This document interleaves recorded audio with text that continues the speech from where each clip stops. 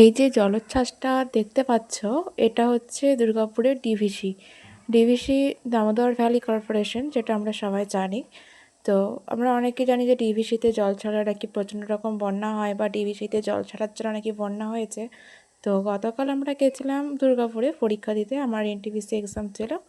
তো সেখান থেকে আমরা দুর্গাপুর স্টেশন থেকে ডিভিসি ব্যারেজ দেখতে গেছিলাম। দুর্গাপুর স্টেশন থেকে ডিভিসি ব্যারেজ মাত্র 2 কিলোমিটার।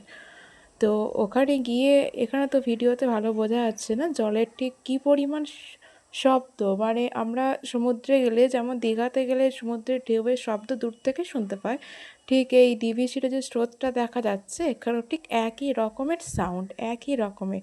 মানে জলের যে এরকম ভয়ঙ্কর শব্দ, মানে শুনলে যেন গায়ে কাঁটা দেয়, এরকম একটা অনুভূতি হচ্ছিল। আর পরিবেশটা তো খুবই সুন্দর। যারা অবসর টাইম কাটাতে ভালোবাসে, হয়তো ওখানকার যারা স্থানীয় বাসিন্দা আছে তারা তো ওখানে গিয়ে সময় কাটায়, তাও ঠিক আছে।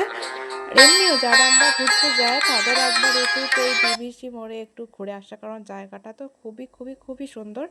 কিন্তু এখন রিসেন্ট জল ছেড়েছে বলে তো এই ডিভিসিতে, মানে দামোদর নদীতে নামতে বারণ করা হচ্ছে, গভর্নমেন্টের সতর্কতা বাড়ি আছে।